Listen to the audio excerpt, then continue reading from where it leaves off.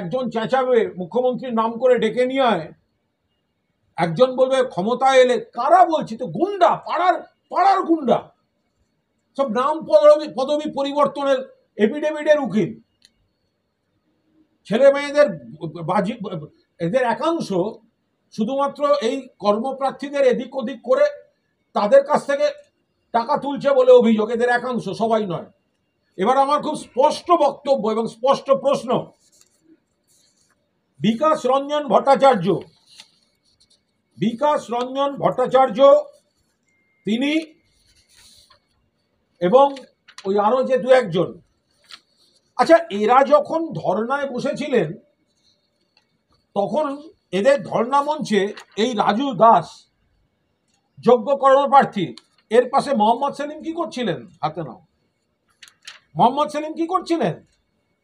আজকে সিপিএম বাধা দিতে আসছে, মোহাম্মদ সেলিম কি করছিলেন ধর্না মঞ্চে? তখন তো বলছিলেন যোগ্যদের চাকরি দিতে হবে, এরা যোগ্য, লজ্জা করছে না?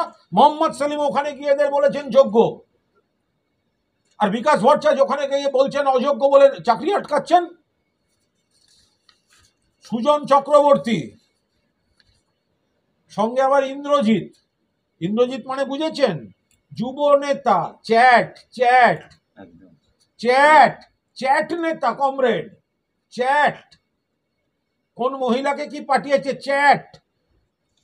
সুজন চক্রবর্তী বসে আছেন ওনাদের ধর্নায়, ধরুন সেই সুজন চক্রবর্তী যিনি এনাদের চাকরির জন্য 6 জানুয়ারি 2021 মাননীয় মুখ্যমন্ত্রীকে চিঠি দিচ্ছেন, এরা যোগ্য, এদের চাকরি অবিলম্বে দেওয়া হোক। কে লিখছেন? সুজন চক্রবর্তী। কে সুজন চক্রবর্তী? সিপিএম নেতা। কোন সিপিএম এর নেতা? ওনাদের ধর্নায় গিয়ে বসে। আজকে বাধা দিচ্ছে কে? সিপিএম। কত বড় 2 নম্বরই ধান্দাবাজ দ্বিচারী হলে এই জিনিস হয় দেখুন।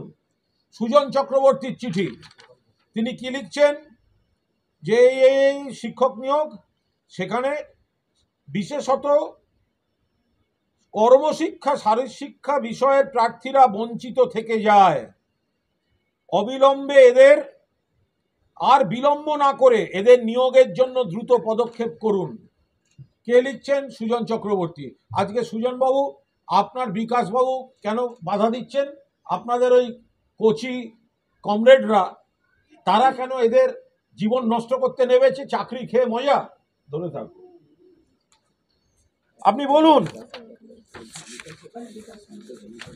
বিকাশ রঞ্জন ভট্টাচার্য যিনি এনাদের বিরুদ্ধে লড়ছেন, তারা একটা সময় ওদের পক্ষে ছিলেন, ওদের আইনজীবী ছিলেন। কত টাকা নিয়েছে? 27 লক্ষ টাকা নিয়েছেন। কে নিয়েছেন? বিকাশ রঞ্জন ভট্টাচার্য। বসে আছেন কোথায়? মঞ্চে। কাদের মঞ্চে? এনাদের মঞ্চে। আজকে বাধা দিচ্ছেন কে? ওই বিকাশ রঞ্জন ভট্টাচার্য। বিকাশ রঞ্জন ভট্টাচার্য এদের মঞ্চে বসে আছেন, এদের আইনজীবী ছিলেন, এদের কাছ থেকে নিয়ে উনি বলছেন আমি টাকা নিয়ে কাজ করেছি।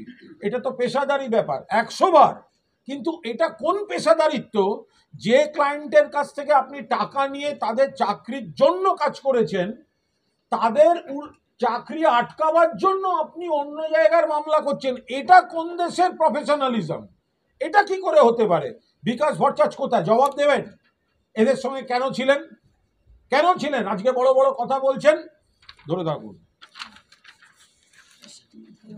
মীনাক্ষী মুখার্জি এদের মঞ্চে, শারীরশিক্ষা কর্মশিক্ষার মঞ্চে মীনাক্ষী মুখার্জি আগুন পাখি, আর আজকে সিপিএম ওনাদের ঘরে আগুন লাগাচ্ছে।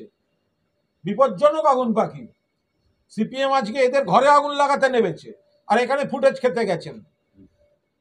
দরদি মাসিমা ফুটেজ খেতে গেছেন, ধরে থাকুন।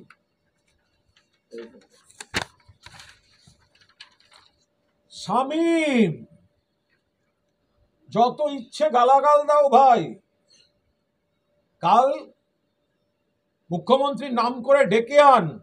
তুমি কি করতে গেছিলে ওদের কাছে? শামীম মঞ্চে কি করছিল এদের সঙ্গে? এই তো রাজু পাশে, এই লোক এই রাজু দাসের পাশে এই শামীম ধর্নার মঞ্চে গিয়ে দাঁড়িয়েছিল যে আপনারা যোগ্য, আপনাদের চাকরি দিতে হবে। কে গেছিল? শামীম। কারা আইন লড়াই করার জন্য ওদের কাছ থেকে টাকা নিয়েছে? শামীম 7 লাখ। সত্যি মিথ্যে শামীম বলবে, রেগে গেল, না আমি নিইনি। আবার এরকম বললো, কে বলেছে 7? 70 নিয়েছিলাম। আমি জানি না কোনটা ঠিক, আমার পক্ষে জানা সম্ভব না। কিন্তু শামীম এদের সঙ্গে ছিল, আর আজকে বিরোধিতা করছে কোন মুখে? ধরুন এরপরে কি হলো ঘটনাচক্রে, এরা একদিন আমাকে আমন্ত্রণ জানালেন, আমি গেলাম, মাননীয় মুখ্যমন্ত্রীর দৃষ্টি আকর্ষণ করলাম, মুখ্যমন্ত্রী অফিসারদের পাঠালেন, অফিসাররা কথা বলে দেখলেন ওনাদের দাবি জেনুইন, ওনাদের চাকরির ব্যবস্থা হলো, রেকমেন্ডেশন লেটার রাজ্য সরকার দিয়ে দিল। তারপরে এই শামীমকেই ফুল দিয়েতে গেছিলেন এনারা। শামীম পোস্ট করেছিল, পোস্ট কার? অ্যাডভোকেট ফিরদৌস শামীম। সেই পোস্টে শামীম কি লিখেছে? প্রতিটি চাকরির পথ সুগম হোক, সুদীর্ঘ লড়াইয়ের পর মুখে হাসি। সেই হাসিটা মুছে দিতে শামীম নামলো কেন? পোস্ট কার? মোহাম্মদ এই ফিরদৌস শামীম। কোন শামীম? কোর্টে যে কাল এদের মারতে যাচ্ছিল সেই শামীম। যে শামীম এদের চাকরির বিরোধিতা করতে নেমেছে সেই শামীম পোস্ট করেছে ওদের চাকরি যখন ওরা ফুল দিতে গেছে সেটা দিয়ে অভিনন্দন জানিয়ে। আজকে এদের চাকরি খাওয়াটা এই সিপিএম চায়, এই বিকাশবাবু, এই শামীমরা দুটো জিনিস চায়। একটা হচ্ছে চাকরি না হোক, ইস্যু থাকুক, চাকরি খেয়ে এদের আনন্দ।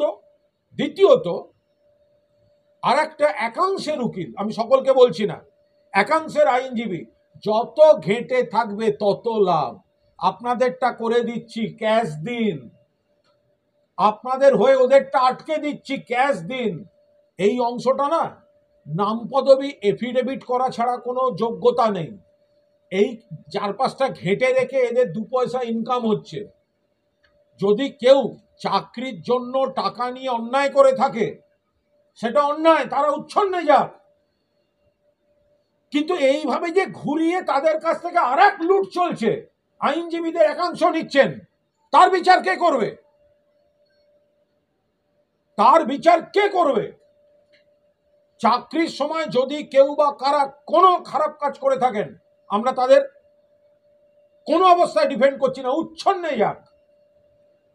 কিন্তু এই হয়রানিটা বাড়িয়ে এদের কাছ থেকে টাকা তুলে নিয়ে এদের কেরিয়ারের যতদিন এসব চলবে ততদিন কোনো উকিলের পোয়াবারও থাকবে।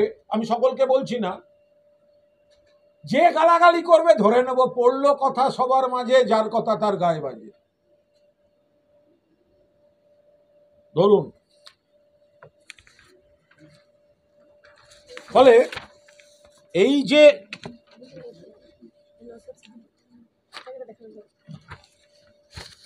ফলে আমাদের বক্তব্য খুব পরিষ্কার। সিপিএম এর একাংশ যারা এদের ধর্ণা মঞ্চে গিয়েছিল, এরা যোগ্য বলে চাকরি দাবি করে, যখন রাজ্য সরকার চাকরিটা দিয়েছে তাদেরকেই আবার জটিলতায় এদের কেরিয়ারে সর্বনাশ করতে গেছেন। সেইটা যখন এরা প্রতিবাদ করছে, এদের গায়ে লাগছে, পাড়ার চারানার গুন্ডার মতো আচরণ করছে, পাড়ার চারানার গুন্ডার মতো আচরণ করছে, গায়ে লাগছে, মুখোশ খুলে গেছে, চিটিংবাজ। যারা এখানে একবার মঞ্চে, এখানে এদের মঞ্চে এদের যোগ্য বলেছে, এত বড় দ্বিচারিতা কেন? আর যার আমার বক্তব্য গায়ে লাগবে, সমালোচনা করবেন, আগে ইস্যুর উত্তর দেবেন, তারপর গালমন্দ করবেন। আগে ইস্যুটার উত্তর দিন, কেন এদের মঞ্চে গেছিলেন। আর মঞ্চে যদি গিয়ে থাকেন, এদের হয়ে বলেছেন সুজন চক্রবর্তী, কেন করবেন? আপনি চিঠি দিয়েছেন, আপনি মুখ্যমন্ত্রীকে চিঠি দিয়েছেন যে এদের চাকরি দেওয়া উচিত। মুখ্যমন্ত্রী যখন চাকরিটা দিচ্ছেন তখন আপনার দলের লোকেরা বিরোধিতা করছে, কুৎসিত ভাবে এদের আক্রমণ করছে। এটা হতে পারে কখনো? এত বড় সাহস! একটা 2 নম্বরই মাল, সে এদের ওখানে গেছে, আবার সে মুখ্যমন্ত্রীর নাম ধরে ডেকে বলছে। এটা হয় কখনো? এদের তো কৈফিয়ত দিতে হবে। তাহলে ওদের কাছে গেছিল কেন? ওদের কাছে তাহলে গেছিল কেন? বিকাশ বাবুর যদি লজ্জা ঘেন্না বলে থাকে, আপনারা যে জট পাকাচ্ছেন সেগুলো প্রত্যাহার করে নিন। লজ্জা ঘেন্না বলে যদি কিছু থাকে, আপনাদের মুখোশ খুলে গিয়েছে, আপনাদের মুখোশ খুলে গিয়েছে। এই ছেলে মেয়েদের নিয়ে রাজনীতি করবে না। এরা কিন্তু সবাই তৃণমূল নয়, এর মধ্যে বামপন্থী পরিবার আছে, এর মধ্যে অন্য দলের আছে, এর মধ্যে বিজেপি সমর্থক আছে, এর মধ্যে অমুক আছে। চাকরিটা দেওয়ার সময় যে 1280, একজন মারা গেছেন 1279 এখন, মমতা ব্যানার্জি কিন্তু রাজনীতি দল থেকে দেখেননি, প্রত্যেকের চাকরির ব্যবস্থা করেছেন। আন্দোলন ছিল 1280 জনের, 1280 জনের চাকরির ব্যবস্থা হয়েছে, যেখানে কোনো অনিয়ম নেই। সেই কারণেই আপনারা গেছিলেন, সেই কারণেই আমিও গেছিলাম, এবং সেই কারণেই মুখ্যমন্ত্রী তাদের চাকরির ব্যবস্থাটা করে দিয়েছেন। এখন আপনারা কেন মুখ্যমন্ত্রী দিয়েছে বলে আপনাদের চাকরিটাকে আটকে দিতে হবে? এটা কি করে হতে পারে? ফলে সিপিএম এর দ্বিচারিতা চূড়ান্ত নিন্দা করছি। আশা করছি এই দ্বিচারী মায়াবীদের কোনো মায়াজালে বিচারপতি বিশ্বজিৎ বসু আর বিভ্রান্ত হবেন না। বিশ্বজিৎ বসু মহামান্য বিচারপতি, দয়া করে নজর রাখুন। আপনার এজলাসে দাঁড়িয়ে যারা বিরোধিতা করছে তারাই এক সময় এদেরকে যোগ্য বলেছে, তারাই এক সময় এদেরকে যোগ্য বলেছে। আজকে আপনার এজলাসটাকে এদের রাজনীতির মঞ্চ হিসেবে ব্যবহার করছে বিশ্বজিৎ বসু। আপনার এজলাসটাকে এদের রাজনীতির মঞ্চ হিসেবে ব্যবহার করছে। ফলে সিপিএম এর এই কমরেড মোহাম্মদ সেলিম, কমরেড সুজন চক্রবর্তী, আর যারা যারা কমরেড কুল আছেন, তাদের অনুরোধ করব, লজ্জা ঘেন্না থাকলে যাদের মঞ্চে গিয়ে ছবি তুলে এসছেন তারা যোগ্য, তাদের এই সর্বনাশটা করে আপনাদের রাজনীতিটা আর চালিয়ে যাবেন না। Thank you.